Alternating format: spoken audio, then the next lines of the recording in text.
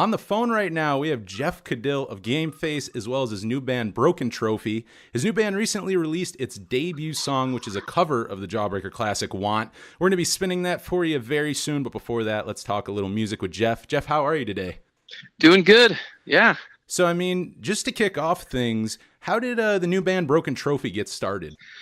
It was just kind of a little experiment, I guess. And I don't know even know if I'd call it a band. It's gonna be kind of an ongoing project, but it was just just a little thing. My friend from the UK, Matt Cade, he was in a band called Not Tonight and the Headaches that I had done some guest vocals on for a single last year or the year before.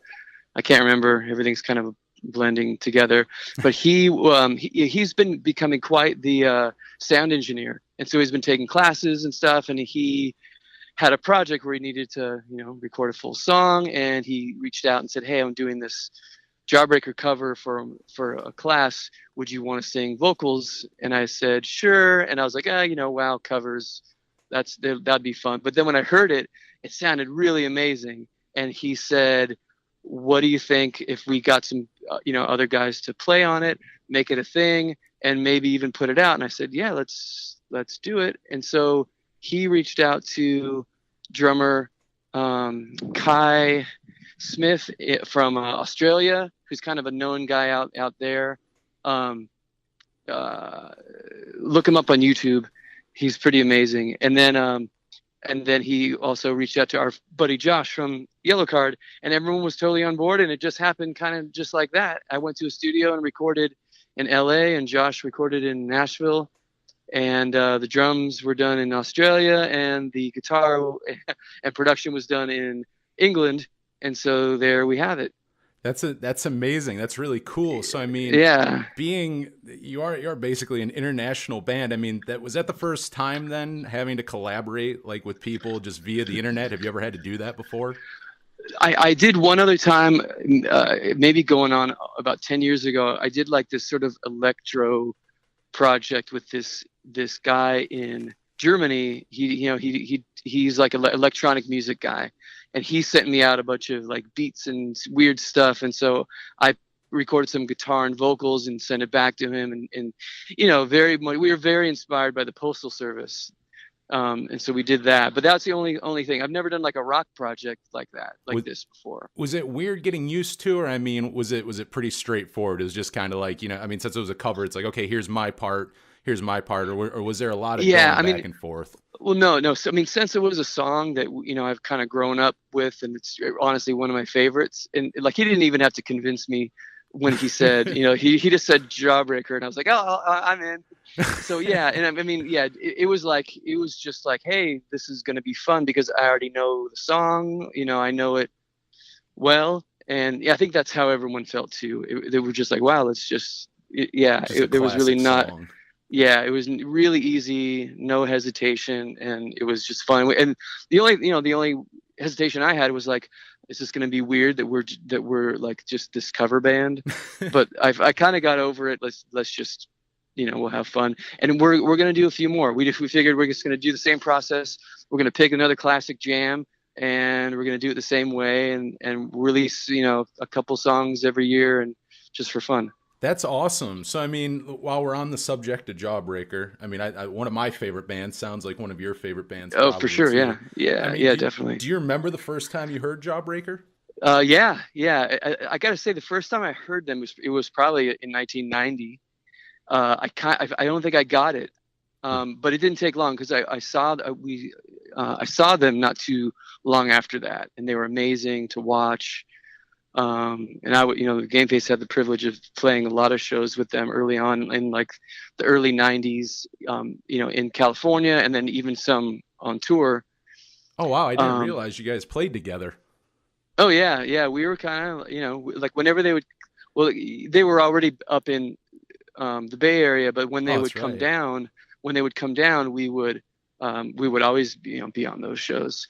I would say, like we maybe played five or six local shows with them, and then I remember at least one or two out in the middle of the country South Dakota, and then maybe even all the way like South Carolina or something. I don't know. Just yeah, it would just be one of those treats on tour where you show up and you find out, oh, they're playing too, and it was amazing. That's really awesome. I mean, how about Yeah. your favorite? What's your favorite Jawbreaker record?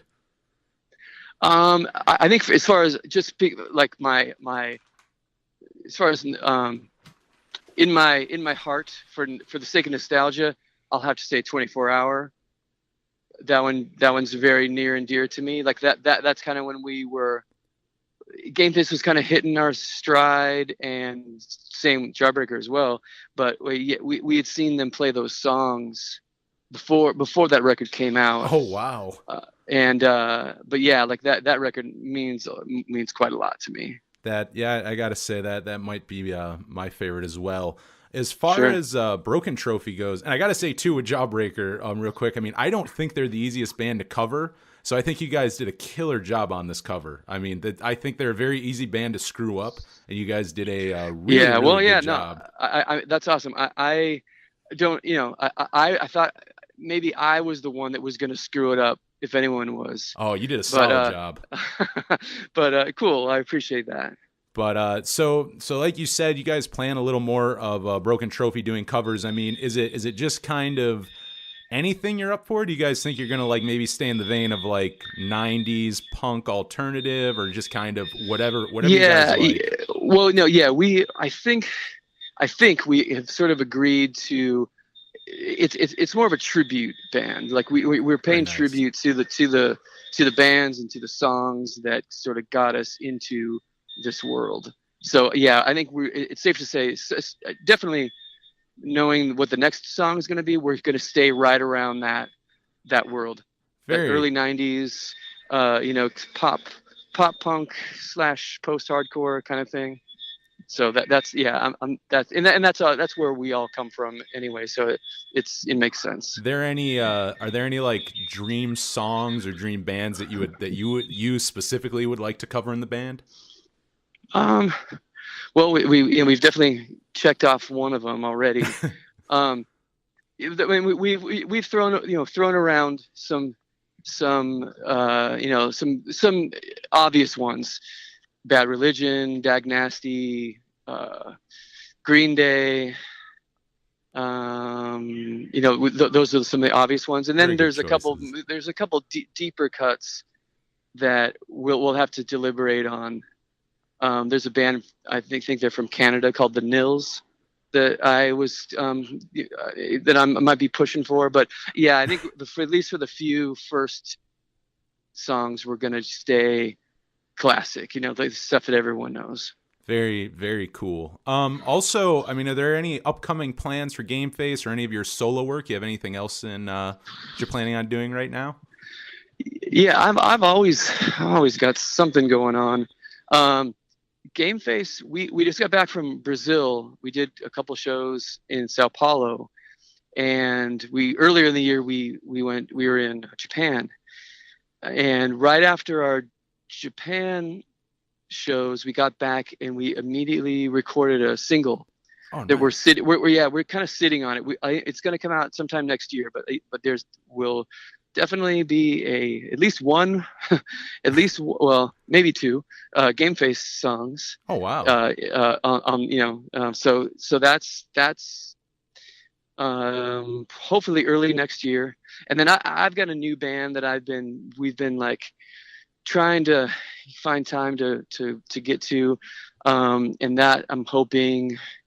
And this is kind of somewhat related to my solo stuff, but I think I've sort of crossed over to having this be its own thing, its own band, and hopefully, like by the end of the year, at least be starting recording, like an album.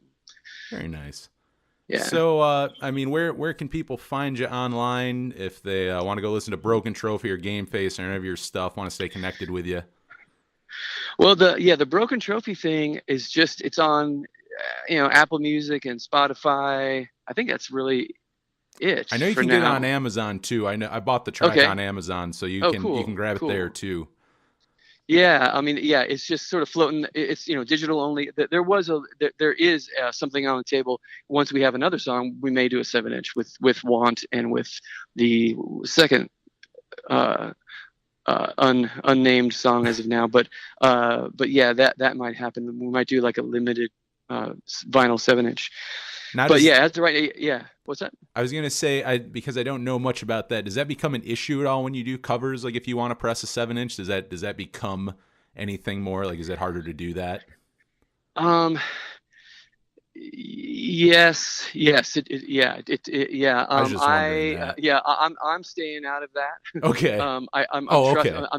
Oh no, yeah. I mean, just personally, Oh, but all I'm right. certainly I'm trusting that that Matt and the rest of the guys are going to make sure that we go through all the proper channels for all that stuff. But yeah, covers are tough. I did a couple covers for a single, like a charity single for Revelation last year, and there was some stuff that I did a Black Sabbath song, Oh, and nice. so yeah, our Revelation had to fork over some money for that. The other song was a Sensefield song, so luckily that was a little bit easier to track to Yeah. track down. But yeah. Anyway, well, I guess that's another thing. I did a solo 7-inch for Revelation, and all of the proceeds from that go to John Bunch's family. If anyone is interested in tracking that down, it makes more sense to buy the vinyl than it does to download the digital version. But yeah, I would hit up RevHQ or Revelation Records to look for that. But it's a cool version of a Dio era Black Sabbath song and a Sensefield song. Oh yes, no, people definitely go check that out, and yeah, that's a great cause too. So yeah, Revelation Records website. You said go grab that there, and Yeah. I mean, anything else you want to add or plug? Um.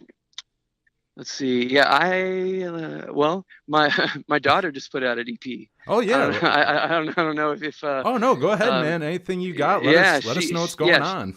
yeah like I was talking to someone earlier, and I was saying that she has more of what I ever had at an earlier age. She's really quite the songwriter. But yeah, I took her into the studio in the summer, and she recorded some songs. And her first EP, I would say, it falls into the sort of like indie pop sort of category. It's certainly it's for all ages, but definitely if you're younger, you'll get it. You'll really get it. It's like you can find that at melody.bandcamp.com. Like her name is Melody, and she's one of those one name artists. I But like it. it's on Bandcamp. It's also on iTunes and Spotify and all that stuff too. But yeah, melody.bandcamp.com. Check that out, because she's doing it. Yeah, I mean, I don't know. I'm really impressed. It's hard to not see it without, or because I'm wearing the dad glasses for Yeah. everything, and I think everything she does is great. But I have been told by many others it's not just me. So good. yeah, so check it out. No, yeah, we will. I will Cool. check that out, and yeah, everyone else definitely go check that out. We're gonna be Right on. playing right now the cover of "Want" by Broken Trophy, and then after that, like I asked you to pick a couple of your favorite Jawbreaker songs, and we're gonna be playing "Incomplete" and "Do You Still Hate Me" after that. So we got a whole lot of Jawbreaker for you right now. We're gonna start off with a cover. Here's "Broken Trophy" with "Want" right here on the Power Chord Hour. Hey, what's up? This is Jeff Caudill from Gameface. You listen to the Power Chord Hour on 107.9 WRFA.